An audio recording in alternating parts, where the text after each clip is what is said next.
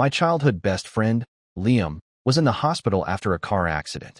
He called and asked if I could swing by his place to pick up a few changes of clothes for him. The moment I stepped inside his apartment, however, I was mistaken for a perverted burglar by his sister and promptly received a kick that nearly sent my soul departing from my body.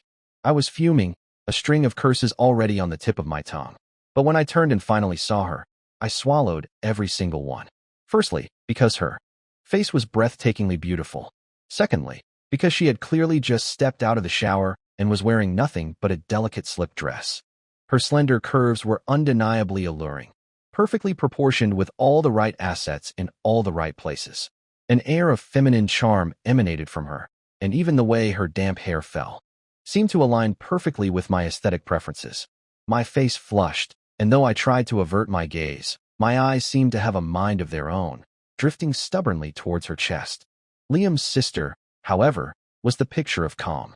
She leisurely retrieved a set of clothes from her closet, dressed with unhurried grace, and then finally asked, "You're here to get clothes for my brother? What happened to him?" "Car accident. He's hospitalized." Her brow furrowed, and for a moment, I thought she was about to panic. "Instead," she said, "no one notified the family, so it can't be too serious. And I bet it was entirely his fault." She was astonishingly accurate. "How did you get here?" she asked next. "Took a cab." "I'll give you a ride back to the hospital then. I can check on my brother while I'm at it." Check on him, by the way. Was the sibling bond between them really that casual? As it turned out, her check on him was no understatement. Liam's sister, whose name I'd soon learn was Chloe, genuinely just glanced at him, confirmed he wasn't at death's door, and then promptly left, leaving Liam seething.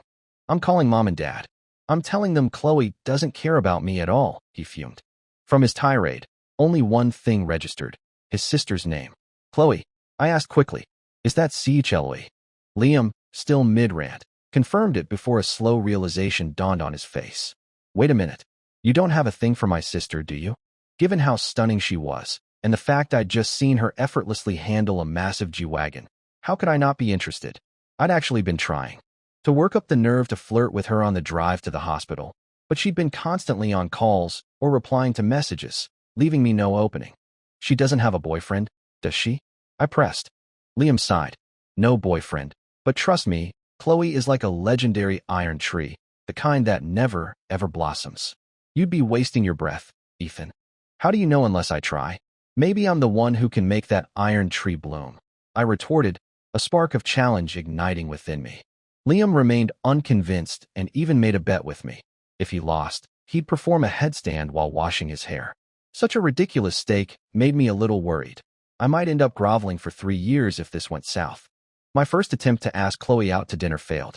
She claimed she had to work overtime on the weekend. My second attempt also met with a polite refusal. This time, she had a client meeting in the evening. When I considered asking her to a movie for my third try, Liam immediately poured cold water on the idea. "She'll just fall asleep in the theater." After a moment of dejection, I decided to face reality. Your sister is either genuinely an unshakable fortress, or she's just completely uninterested in me. Any other woman would have picked up on the fact that a man being this persistent was clearly smitten. But Liam surprised me. Not necessarily. If she genuinely felt nothing, Chloe would have shut you down directly by now. "Maybe it's because I'm your friend?" I ventured. "Please," he scoffed. "She never does anything just to appease me." "Oh, well, in that case, I'll try again." Not only did Liam support another attempt, but he also offered tactical advice. "She says she's working late? Tell her you'll take her for a late-night snack when she's done. She says she has a client? Ask her if she wants to see you after she's done with the client. As for movies, yeah, forget that. Last time we went as a family, she slept through the entire thing." Truth be told, I knew all these moves. He'd probably forgotten that I was the one who'd taught him most of his own flirting techniques. With anyone else, I would have unleashed my full arsenal of romantic strategies long ago. But Chloe was his sister. She was practically family by extension. I was afraid that if I came on too strong and things didn't work out, it would be incredibly awkward and embarrassing for everyone. However, since Liam himself was now egging me on, I decided to throw caution to the wind and go all in. For my fourth attempt, I invited Chloe to a hot spring spa. "How many people?" she asked over the phone. "Just you and me." There was a brief silence on the other end. I braced myself for another rejection, already formulating my next move. Instead, she replied with a single, crisp word. Okay. I felt I'd made my intentions pretty clear. Any adult would understand. Yet, when we were in the hot springs pool, Chloe maintained a distance of over a meter, far enough that I couldn't even reach her if I stretched. And she was constantly on her phone, discussing work endlessly. I subtly shifted closer, then playfully brushed her calf with my toes. She glanced at me. No surprise, no annoyance. Just a cool, appraising look. I had a gut feeling this woman was playing at a much higher level than I was. But having come this far, my only option was to press the attack. My foot grew bolder, tracing a path up her leg. Just as I ventured past her knee, she suddenly leaned forward, hooked her arm around the back of my knee, and pulled me towards her with surprising strength. The warm water rippled around us as I found myself suddenly in her arms, water splashing gently. Don't get any ideas, she whispered, her voice a low murmur against my ear. Huh, playing hard to get, were we? I leaned in and kissed her. As our lips met, I became even more certain. Chloe was definitely in a league of her own.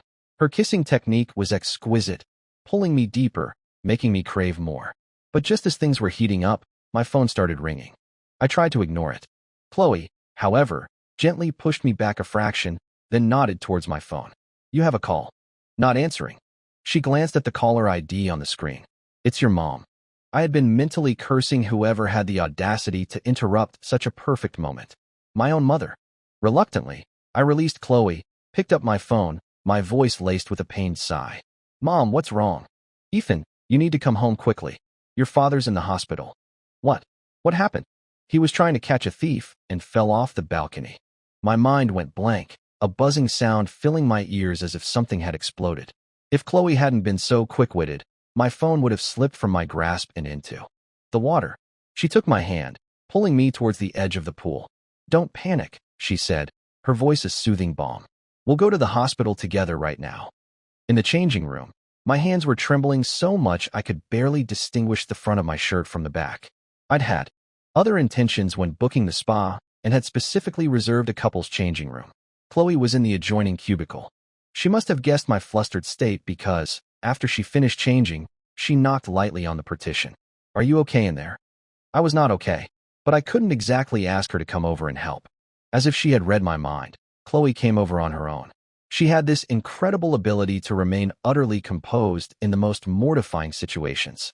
Facing me, disheveled and struggling with my clothes, her gaze was surprisingly intense, laced with an undeniable undercurrent of something. Charged, almost sensual. Her eyes roamed over me, top to bottom, as if pinning me in place. Yet, her hands were deft and efficient, and she quickly helped me get dressed. The 20-odd-minute drive from the hot springs to the hospital took us only 15. As the car screeched to a halt, we both scrambled out. She moved with such urgency that anyone watching might have thought it was her father who was injured, not mine. I hesitated, unsure whether I should bring her in to meet my parents under these circumstances. But Chloe simply reached out and took my hand. If she had been this considerate and proactive half an hour ago, I would have been ecstatic. Now, though, it felt more like pity. Was she perhaps thinking I was some spineless wreck who fell apart at the first sign of trouble? It didn't matter. Love often starts with a flicker of compassion, doesn't it? Hand in hand, we walked towards the hospital room. Though it felt a bit sacrilegious to be thinking about romance at a time like this, I had a feeling my dear old dad would understand. 5 minutes later. Okay, forget understanding. I'd imagined a fall from a balcony would be catastrophic. ICU at best, if not worse. Turns out, the balcony was on the first floor. My dad, in his heroic attempt to help a neighbor catch a thief, had apparently tried to strike a pose, lost his footing, and face-planted onto the lawn. He was injured, technically. His head had a small cut, from a pebble, the kind that would have healed on its own if they'd waited another hour to bring him in. My mom looked incredibly embarrassed, wringing her hands and explaining with a forced laugh. The building security wasn't very clear on the phone, and the neighbors made such a fuss, so I just called you. It had taken me 4 attempts to get such a perfect opportunity with Chloe, and my own parents had spectacularly sabotaged it. Silence was the theme of the evening. Perhaps it was the sheer awkwardness, or maybe my profound disappointment. But I remained quiet the entire drive home, radiating an aura of tragic romantic hero. Liam even texted me, asking how things were progressing. All I could manage in reply was a series of ellipses. After I dropped Chloe home, she reminded me to take a proper shower. In my earlier haste, I'd only rinsed off quickly and was far from clean. I looked at her, a wave of frustration, but let's use a more English feeling, welling up, wanting to say something, yet feeling that silence was more appropriate.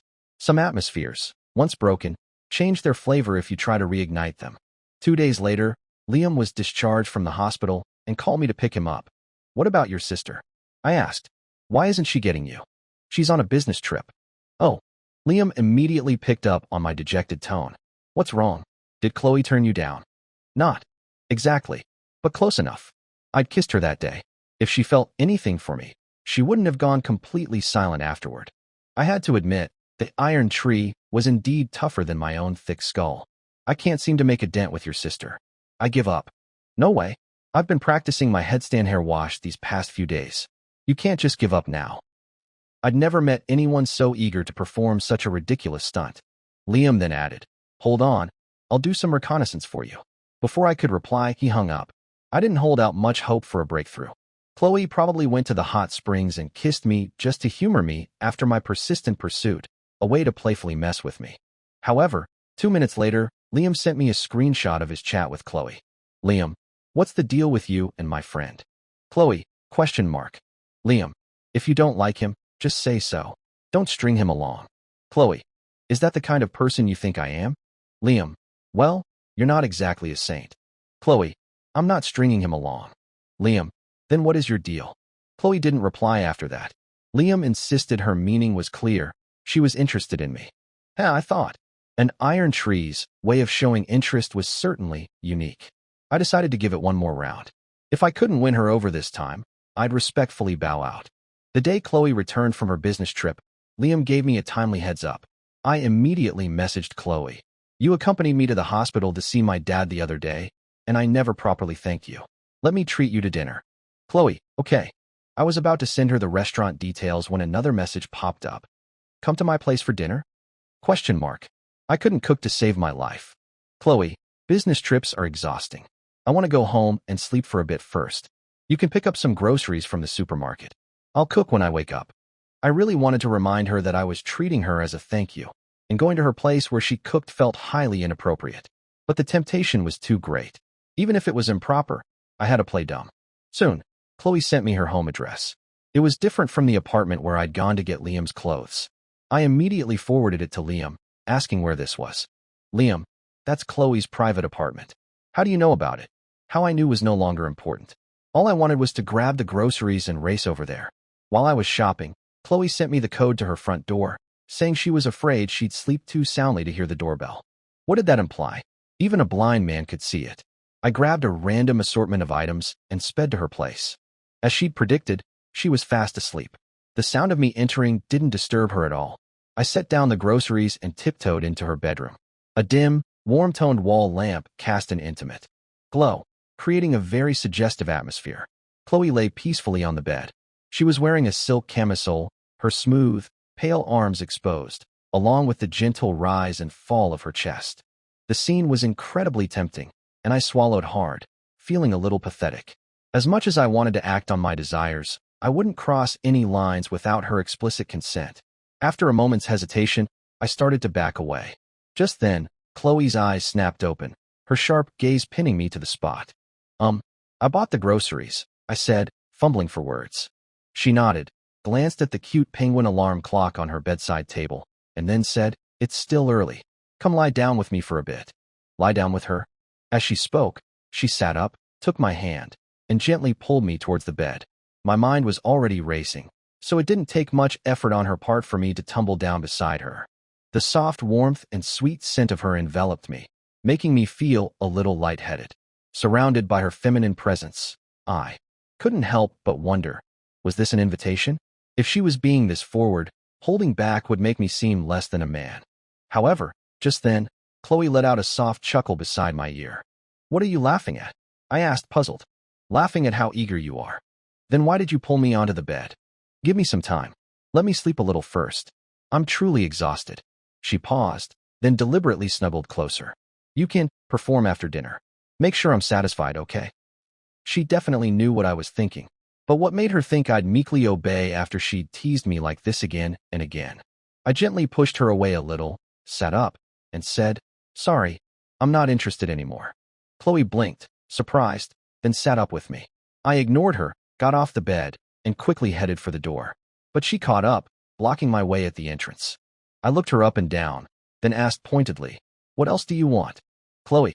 She looked a little flustered, glancing around before finally saying, "The groceries are all bought. At least stay for dinner before you go." "No, thanks." "Then let's eat out." She turned and went back into the room to change, leaving me standing there in bewildered disarray. Honestly, I just wanted her to experience a taste of her own hot and cold medicine, payback for deliberately toying with my anticipation. When she emerged, fully dressed, I said, "I'm tired of eating out. I don't want to go." Without a second's hesitation, she turned and headed straight for the kitchen. I followed, leaning against the doorframe, watching her wash vegetables and cook. A beautiful woman, no matter what she was doing, was always a sight to behold. By the time a delicious meal of 3 dishes and a soup was ready, I had completely forgotten how many times she'd messed with me. Halfway through dinner, I even asked her, "Will I get to eat your cooking again in the future?" Chloe replied, "I rarely cook." The light in my eyes instantly dimmed. Then, she added meaningfully, "But if you want to eat it, I can reluctantly make an effort to cook a few more times." Reluctantly?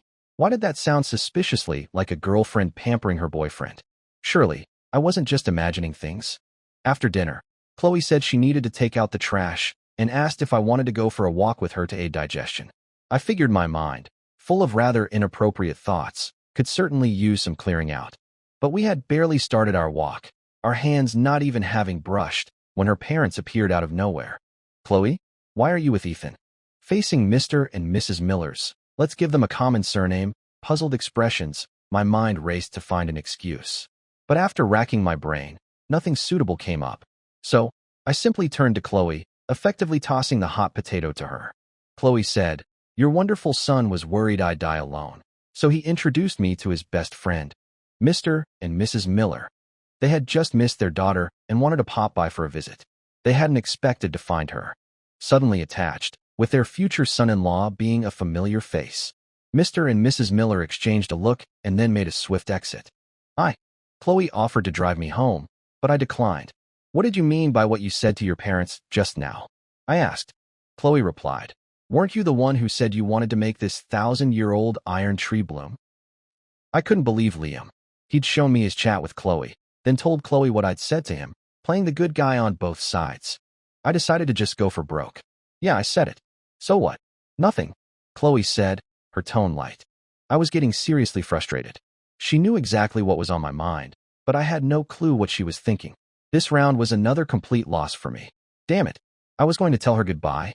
The next one would be more compliant. But Chloe grabbed my arm. From somewhere, she produced a small wildflower and tucked it into her hair. She then asked me, "Does this count as the iron tree blooming?" Me? Question mark. By the time I came to my senses, I was in bed with her, tangled together. I did, indeed, perform very well, and she was very satisfied. She was just a little tired, the kind of pleasant exhaustion that comes from being thoroughly pleasured, a delightful ache mixed with deep contentment. "Chloe, do you know, I was initially attracted to you purely because of your looks?" Her figure, the first time I saw it, I wanted to be close to her, in the most intimate way possible. Chloe took a long moment before replying softly, "I know." I chuckled, giving her waist a gentle squeeze. "I was fishing with a straight hook, and you still took the bait?" She seemed to say something in reply, but I didn't quite catch it. Anyway, her iron tree had bloomed, for me. That was enough. When I appeared before Liam, holding Chloe's hand, he insisted I call him brother-in-law. I gave him a withering look and asked if he remembered a certain headstand hair washing performance he owed me. Liam immediately clammed up. Their parents, however, had always liked me and were practically ecstatic, eager for Chloe and me to get married right away. My parents, on the other hand, didn't seem too keen on Chloe. I was stunned.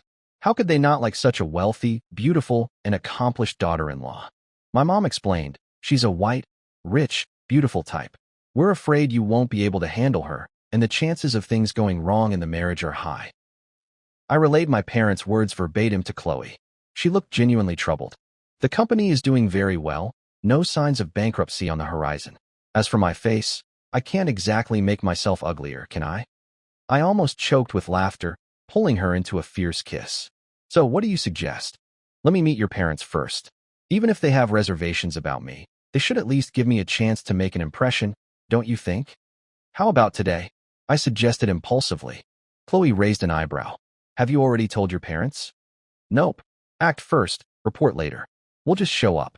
Chloe, however, didn't indulge my recklessness. She chose a suitable date and informed my parents in advance. Then, laden with gifts, she made a formal visit. The atmosphere was incredibly tense when Liam called me. I was hesitant to leave Chloe alone with my parents, but she seemed surprisingly confident, so I stepped into another room to take the call. When I came out, the stern expressions on my parents' faces had vanished, replaced by smiles so wide they nearly reached their ears. Had Chloe performed some kind of magic? I was gone for one phone call, and she'd managed to win over my parents? After dinner, I quickly pulled Chloe out of the house. What did you do to my parents? Chloe looked amused and exasperated. What could I possibly do to my future parents-in-law? Flatter them, of course. For example, express my undying devotion to you. And how did you express that? Chloe refused to tell me, no matter how much I wheedled or cajoled. It wasn't until much later that I accidentally saw a screenshot in Liam's phone gallery, another chat between him and Chloe. Chloe, I've got my eye on your friend. Liam, you know the drill. Transfer of $10,000. Instantly accepted. Liam, Ethan likes a good figure. I'll arrange a chance for you two to meet alone. Don't dress too conservatively. Chloe, will that give him a bad impression of me? Liam, I'm only responsible for creating the opportunity. You handle the rest. So, the two of them had dug a pit, and I jumped right in, blissfully unaware. I created a group chat with the three of us, posted the screenshot, and then said nothing. Liam, Chloe, see, that's the kind of void cheap, tacit understanding. Let's use telepathy, that siblings share. I didn't block them, and I let them send whatever explanations they wanted on WeChat, but I didn't reply. Meanwhile, a female colleague at my company began to pursue me quite aggressively. The day Chloe came to my office, she happened to walk in just as this colleague was presenting me with a bouquet of 99 roses. Chloe, abandoning her usual calm demeanor, strode purposefully to my side, linked her arm through mine, and declared to my colleague, I'm Ethan's girlfriend. The colleague was mortified, especially since, the first time she'd confessed her feelings, I had told her I already had a girlfriend. She hadn't believed me, thinking I was just testing her. Today, with Chloe appearing in the flesh, outshining her in every conceivable way, from material assets to sheer presence, the colleague was thoroughly crushed and finally gave up. In Chloe's G-Wagon, I asked her stonily, what are you doing here? Chloe, looking for you. I let out a cold laugh. The prey has successfully fallen into the trap. You must feel very accomplished, right? Ethan. She suddenly called my full name, her voice serious, then enunciated each word clearly. I have never considered you my prey. You are the person I love. Couldn't tell? I shot back with a roll of my eyes. You're hot and cold, near then far with people. You call that love? When have I ever been hot and cold? Constantly refusing when I asked you to dinner, then agreeing to the hot springs. If that's not hot and cold, then you're just a 24-karat gold digger with a one-track mind. Chloe's mouth twitched. She wanted to explain, but seemed unsure where to start. Her brother had warned her that men, when angry, could be quite irrational. Trying to reason with an angry man was usually futile. So, Chloe didn't try to reason with me. She resorted to a more persuasive tactic, using her undeniable charm. If I were guilty of a crime, let the law punish me, not this woman who repeatedly tempted me with her body. And, pathetically, I was successfully tempted. Afterward, to salvage some pride, I said harshly, don't forget, I was only interested in your looks to begin with. Chloe, I'm very honored. To vent the frustration coiling in my chest, I continued to give Chloe the cold shoulder for the next few days. Perhaps spurred by my colleague's actions, she started having flowers delivered to me daily. The male colleague at the next desk was green with envy. Ethan, your girlfriend is beautiful, rich, and treats you so well. I'm dying of jealousy. Huh. My girlfriend was also a master manipulator when she put her mind to it. But these thoughts remained internal. Outwardly, of course, I graciously accepted their envy. Another half-month passed. Chloe asked me, still can't forgive me? I guess she was getting tired of it. After all, her job was demanding, and she still made time to pick me up from work every day, only to be met with my frosty demeanor. Anyone would eventually tire of constantly offering a warm face to a cold shoulder. Thinking about it carefully, she hadn't done anything truly heinous. It was my own lack of resistance and lower level of romantic game that had allowed her to control the dynamic in the beginning. Now that the tables had turned and she was the one trying to win me over, I thought I could perhaps offer a little sweetness. However, before I could speak, she sighed deeply and said softly, "Well, I'll just have to try harder then. Let me know when you've forgiven me." I couldn't help it. I burst out laughing. Chloe looked at me, then cautiously reached out her hand. When I didn't pull away, she visibly relaxed and hugged me tightly. I teased her, "You weren't afraid of me running off at the beginning." "How could I not be?" she countered, pulling out her phone and showing me the complete chat history with Liam. Every time I had been on the verge of giving up, she had transferred money to Liam, urging him to keep me engaged. I was truly impressed. "If you had just told me you liked me sooner, we might have had kids by now." Chloe. She later told me that she had actually seen me a long time ago, when Liam and I had just become friends. She had come to pick Liam up once and had spotted me, walking with a confident stride, full of youthful energy. Later, she heard many stories about me from Liam and became increasingly curious. Learning I didn't have a girlfriend, she began to hatch a plan to make me hers. I was incredibly smug. If I had a tail, it would definitely be wagging furiously right now. I asked her, "So, if I had done nothing, just stood there and beckoned to you, would you have become my willing captive?" "Yes." Damn, who couldn't love a woman who was so straightforward? I didn't care anymore. I just wanted to kiss her, hug her, and sweep her off her feet right then and there. After I'd turned the tables and sang my song of victory, our days bubbled with sweetness. Apart from being busy with work, Chloe was the epitome of a 24-karat perfect girlfriend in every other aspect. But I was still dying to know what she had. Said to my parents that day when I stepped out to take the call, causing such a dramatic 180-degree turn in their attitude. Her claim of expressing loyalty was surely just a tease. My parents weren't idiots. They wouldn't believe just anything she said. It wasn't until Chloe showed me a document, no, more accurately, a prenuptial agreement, that I understood. In black and white, it stated that all her assets, both premarital and postmarital, would be shared with me. Unless one loved someone very, very deeply, they wouldn't bring such a thing to a first meeting with potential in-laws. That's why my parents had been instantly convinced. I was convinced too. I felt incredibly fortunate that there was someone in this world who loved me as much as she loved herself. But what had I done to deserve half her fortune? Being too greedy could invite heavenly retribution. Chloe, completely smitten, saw no issue with sharing her wealth with me. But what would her parents think if they found out? What would Liam think? I didn't sign the document, and Chloe didn't press me. However, the very next day, Liam showed up, urging me to sign it immediately and not miss this golden opportunity to become rich. "Do you even know how much money my sister has? It's definitely not just a few bucks. You won't regret signing it." I looked at him, amused. "You might be my best friend, but she's your sister."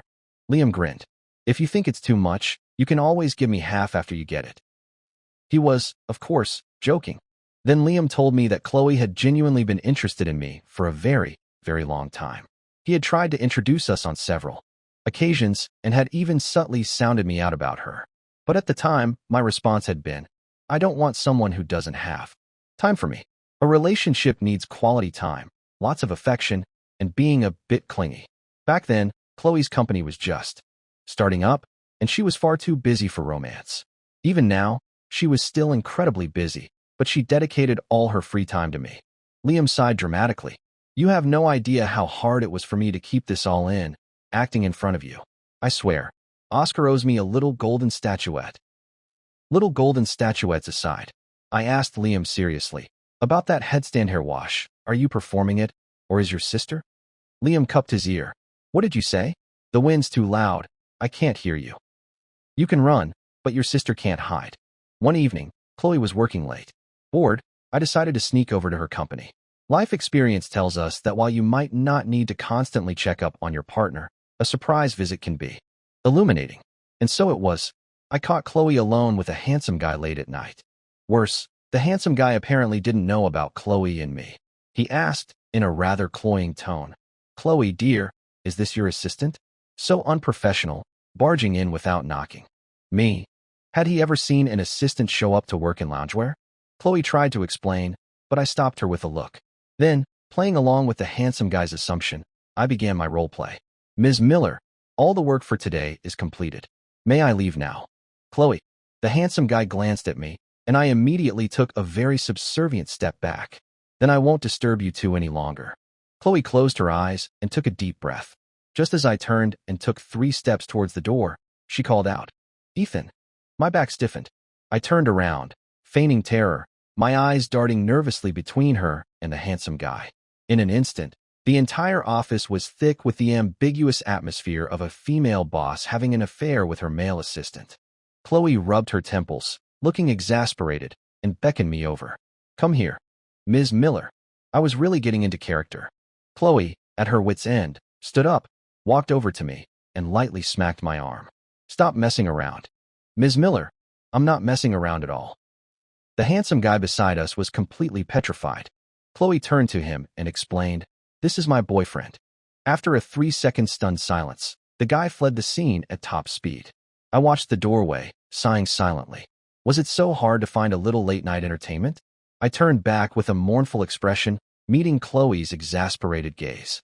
Was that fun? She asked. I grinned, continuing the role play. If Ms. Miller says it was fun, then it was fun. I listened to Ms. Miller. Chloe reached out, pulled me into an embrace, and smiled, her mischievous side showing. Since you enjoy office plays so much, I'll play along with you. She was truly formidable. The next day, Chloe and I went to my parents' house for dinner. The entire evening was harmonious and pleasant. Just as we were leaving, though, my mom pulled me aside and asked about the bruise on Chloe's knee. I had a strong feeling my mom was jumping to conclusions, so I quickly explained. She fell and bumped it yesterday. My mom clearly didn't believe me and advised me earnestly. Boys need to exercise restraint. It's really not, yesterday. My mom gave me a look that screamed, I understand your embarrassment, I've been there, and then muttered, I didn't realize you were that kind of person. I really hadn't expected my mom to be so open-minded as to discuss such matters with me. The bruise on Chloe's knee was from a fall, but it wasn't entirely unrelated to me.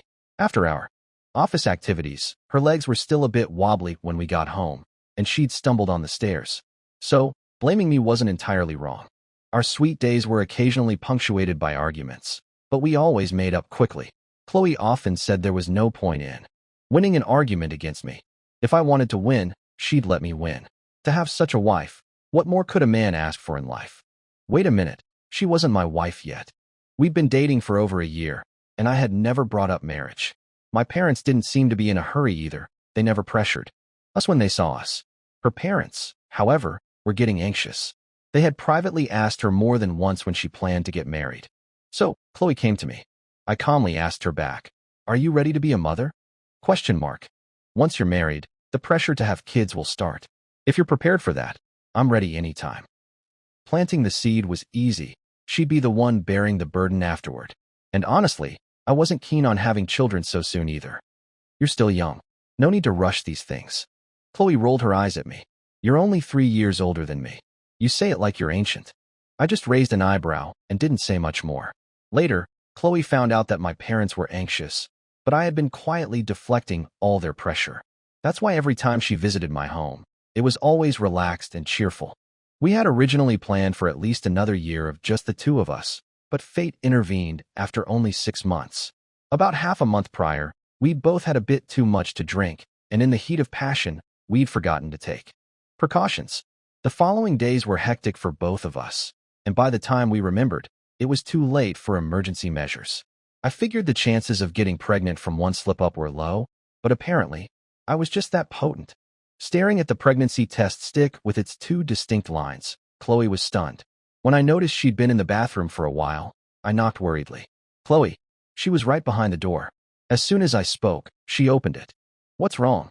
I saw the strange expression on her face and immediately grew concerned. Are you not feeling well? She handed me the pregnancy test. One glance was all it took for me to understand. Get changed. We're going to the hospital. I was remarkably calm. Even the prospect of becoming a father didn't seem to register any visible excitement on my face. Chloe even began to wonder if I was genuinely considering her feelings, or if I simply didn't like children. It wasn't until we were standing By the car, and I said awkwardly, I forgot the car keys. That she burst out laughing, lightly slapping my arm. You scared me to death. You had no reaction at all. I thought you didn't want this baby. I quickly pulled Chloe into an embrace, explaining softly. It was my fault that day. I was afraid you'd be angry. So, you want the baby too? Too. She nodded. If it's here, let's keep it. My earlier flustered state, forgetting the keys, had reassured her that creating a child with me probably wouldn't be something she'd regret. Her only regret was that pregnancy would make her gain weight. If they had the wedding before the baby arrived, she wouldn't be able to look her absolute best in her wedding dress. However, I had underestimated my future wife's capabilities. She simply threw money at the problem to expedite the wedding. Before her belly even began to show, everything was in place. The wedding dress was custom-made according to her exact wishes. The wedding itself was a grand affair, planned to satisfy both sets of parents and ensure maximum face. I was puzzled. What about you? Don't you have any requirements for the wedding? Chloe smiled gently. My requirement is actually the most difficult one. ? The groom can only be you. There was no second choice. TSK. How had I never noticed before that this woman's romantic lines were so incredibly smooth? Well then, here's to 100 years of happiness for us, and may we soon be blessed with a wonderful child.